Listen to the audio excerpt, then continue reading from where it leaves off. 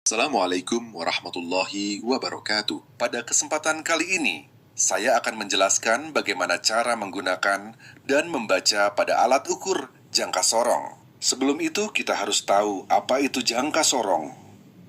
Jangka sorong adalah alat ukur panjang yang memiliki ketelitian yang lebih tinggi daripada mistar atau penggaris biasa. Salah satu kelebihan jangka sorong yaitu dapat mengukur diameter luar benda, diameter dalam benda, serta kedalaman benda. Untuk selanjutnya, kita akan membahas macam-macam ketelitian pada jangka sorong. Ketelitian pada jangka sorong biasanya dapat kita lihat pada jangka sorong tepatnya di atas skala utama. Alat ukur jangka sorong memiliki banyak macam ketelitian, antara lain 0,0, 1 mm, 0,02 mm, dan 0,05 mm. Pada video kali ini, kita akan membahas yang akan sering kita gunakan, yaitu 0,02 mm dan 0,05 mm. Yang pertama-tama, untuk ketelitian 0,02 mm, bisa kita lihat dari jumlah stripnya yang ada 5. Jadi, nilai satu stripnya adalah 0,02 mm. Untuk yang kedua, kita bisa lihat bahwa hanya ada 2 strip dari angka 0 sampai 1 pada skala Nonius. Maka nilai satu stripnya adalah 0,05 mm. Untuk selanjutnya, akan dijelaskan bagaimana cara menggunakan dan membaca pada alat ukur jangka sorong. Yang pertama-tama, saya akan menjelaskan bagaimana cara menggunakan jangka sorong. Sebelum itu, ada baiknya kita mengetahui apa fungsi dari bagian-bagian pada jangka sorong. Yang pertama, ada rahang bawah yang berguna untuk mengukur panjang atau diameter pada bagian luar benda. Yang kedua, ada rahang atas yang berguna untuk mengukur diameter pada dalam benda. Selanjutnya, ada batang pengukur yang berguna untuk mengukur kedalaman pada benda. Yang ketiga, ada pengunci yang berguna agar rahang tidak berpindah saat benda akan diambil. Selanjutnya, ada alat bantu geser yang berguna untuk memudahkan kita menggerakkan rahang dan batang pengukur. Yang keempat, ada skala utama yang berguna untuk menentukan angka dasar pada hasil pengukuran. Yang kelima, ada skala Nonius yang berguna untuk menentukan nilai dari angka desimal. Untuk selanjutnya adalah bagaimana cara menggunakan jangka sorong. Sebelum itu, kita harus mengkalibrasi dulu jangka sorong yang akan kita gunakan. Untuk yang pertama, kita harus periksa bagian-bagian pada jangka sorong. Dan jangan lupa untuk mengecek batang pengukur. Yang kedua, kita harus membersihkan rahang geser dan rahang tetap pada jangka sorong, lalu tutup sampai rapat. Yang ketiga, cek kesalahan 0, yaitu dengan melihat apakah garis angka 0 pada skala utama dan Nonius sudah sejajar. Selanjutnya, bagaimana cara menggunakan alat ukur jangka sorong? Sebagai contohnya di sini saya akan mengukur satu benda. Untuk mengukur bagian luarnya, kita menggunakan rahang bawah seperti ini.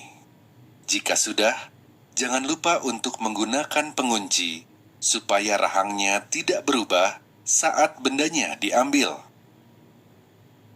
Untuk mengukur diameter pada bagian dalam benda, kita menggunakan rahang atas seperti ini. Dan jangan lupa untuk menggunakan pengunci saat benda akan diambil. Selanjutnya, untuk mengukur kedalaman pada benda. Pastikan batang pengukur menempel pada benda dan tegak lurus. Setelah seperti ini, jangan lupa untuk menggunakan pengunci agar batang pengukur tidak berubah saat benda akan diambil. Pada bagian selanjutnya akan dibahas bagaimana cara membaca hasil pengukuran pada jangka sorong. Untuk membaca jangka sorong, kita harus memahami arti dari garis-garis ini. Contohnya, seperti pengukuran ini. Kita paskan angka 0 pada skala geser dengan garis terakhir pada skala utama. Garis terakhir ini akan menentukan pengukuran kasarnya, maka hasilnya adalah 48 mm. Untuk mencari nilai desimal, kita harus mencari garis yang pertama kali menyambung antara skala utama dan skala nonius. Pada jangka sorong yang digunakan kali ini, memiliki ketelitian 0,02 mm. Maka nilai satu garis pada skala nonius ini adalah nilai 0,02 mm.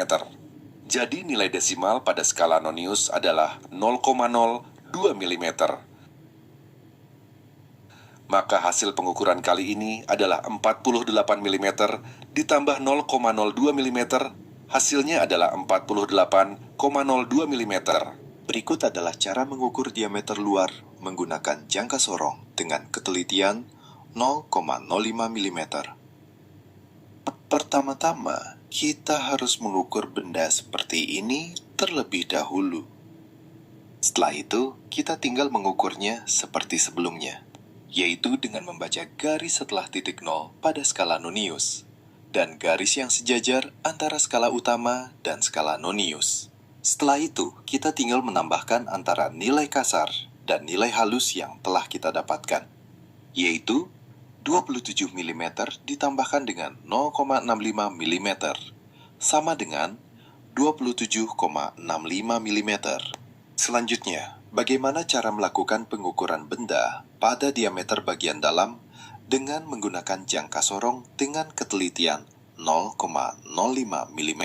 Sebelum itu, kita harus mengukur bendanya dengan seperti ini terlebih dahulu. Setelah itu, kita tinggal membacanya seperti sebelumnya, yaitu dengan melihat nilai angka 0 untuk angka kasarnya. Setelah itu kita tinggal melihat garis mana yang terhubung antara skala utama dan skala nonius untuk mengetahui angka desimalnya. Setelah kita mengetahui nilai kasar dan nilai desimal, kita tinggal menghitungnya seperti sebelumnya. Dan jangan lupa ketelitian dari jangka sorong yang kita gunakan.